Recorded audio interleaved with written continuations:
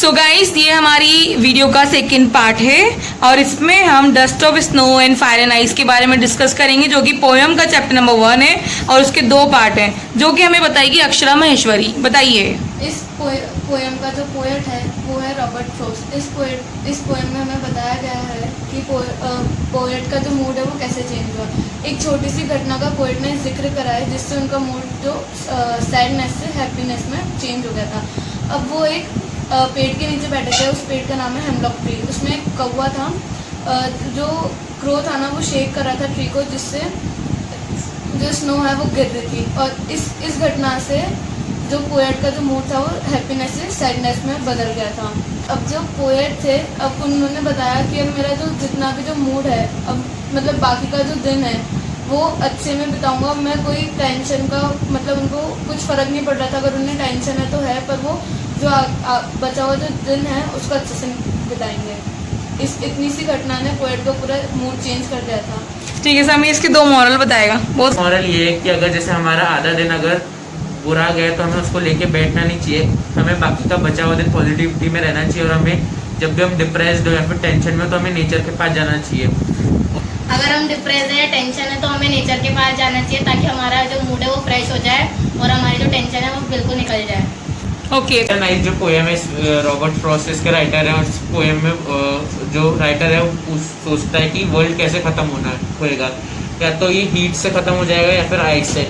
यहाँ पे जो हीट है वो डिनोट करती है डिज़ायर को या इच्छा को, और जो आइस है वो डिनोट करती है हेटनेस को।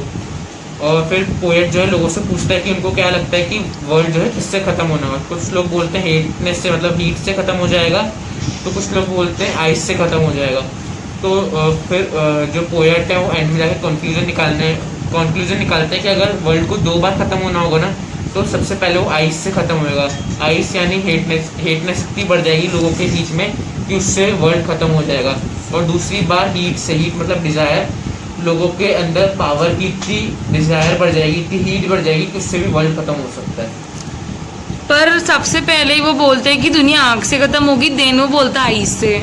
इसमें आया ना stanza, I hold with those who favour fire. कह रहे हैं कि मैं उनके साथ हूँ जो ये समझते हैं कि वर्ल्ड जो है हीट से खत्म होएगा, मतलब फायर से खत्म होएगा। और फायर मीन्स डिजायर। या तो तुमने पहले बोला था कि वो पहले ना आइस से खत्म होगा, जबकि कंफर्म करने के लिए मैंने बोला है लास्ट में ना, पहला तुमने बोला था कि वो आइस से खत्म होगा पहली बारी में।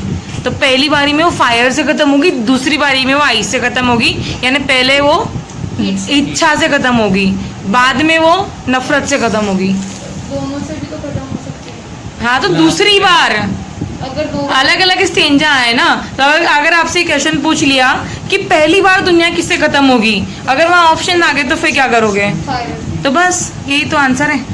चलो फर्स्ट क्वेश्चन, जिसको भी जो आता है ना जवाब दे देना बस फटाफट से। How will the world and twice?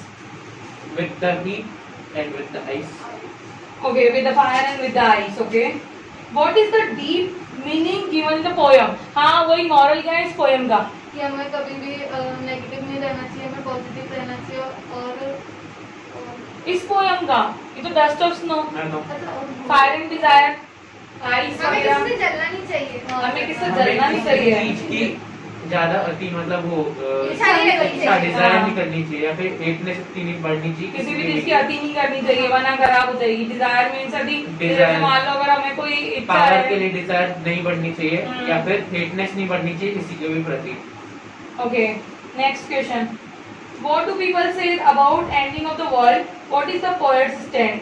मतलब लोग क्या कहते हैं कि दुनिया कैसे खत्म होगी, और पोएट स्टैंड किसका लेता है पहले? पोएट फायर का पहले लेता है। और लोग क्या कहते हैं लेकिन फायर से भी हो सकती है और आइस से भी हो सकती है। आइस से भी हो सकती है। गुड। अच्छा, फायर का सिंबलाइज क्या मीनिंग है? डिजायर। आइस सिंबलाइज है क्या? ठीक है। डस्ट ऑफ स्नो के भी क्वेश्चन पूछ लेती हूँ मैं तुम दोनों से, तुम सबसे मतलब। What is the poet trying to convey through the poem Dust of Snow? Dust of Snow के थ्रू जो पोएट है ना, हमारा कवि है, वो हमें क्या समझाना चाहता है, क्या मोरल देना चाहता है? We should not be negative whole day. If half of the day is अगर खराब हो गया तो हमें बचा हुआ दिन पॉजिटिविटी में निकालना चाहिए और हमेशा मूव ऑन करते रहना चाहिए. ठीक है. What happened when dust of snow fell on the poet? What mood was the poet in before it? जो सैडनेस, Sadness. और फिर उसके बाद वो अच्छा हो गया था उसका मूड पोएट का. हाँ. What did the poet think of the day before the fall of dust of snow on him? He was very sad, irritated and depressed. और वो ये सोच रहा था कि ये आज दिन ऐसा क्यों आया, तो किस लिए आया, That और this उसका दिन is खराब lost गया. the winner. बस यही था कि उसका मूड खराब था, वो ट्री के नीचे जाके बैठ गया और सडनली उसने नेचर को फील किया, उसका मूड अच्छा हो गया. उसके बाद उसको नहीं फर्क पड़ जाता कैसा गया उसका दिन, मतलब पहले वाला पहले का नेगेटिविटी में जो गया ना उसका दिन, उसके लिए उसको फर्क पड़ रहा था. अगला. How does Frost present nature in the poem? The following question may help you to think of an answer. What are the birds that are usually named in the poem? Crow. Crow. Okay. Do you think a crow is often mentioned in the poem? Because it is the No. sign of negativity. That's why it is mentioned in the poem. Yes, because it's sign of negativity. That's why it is mentioned. What image come to your mind when you think of a crow? Crow की जैसे image mind में आती है, क्या सोचने लग जाते हो? Black. गंदा, गंदा, जो भी होगा वो कचरा. Black. Sadness. गंदा हो गया. ठीक है. Again, what is the hemlock tree? Why doesn't poet write about a more beautiful trees? Why doesn't the poet write about the more beautiful trees such as maple, oak, pine? It is also a sign of negativity and it is a poisonous tree. That's why to represent negativity, poet denoted the hemlock.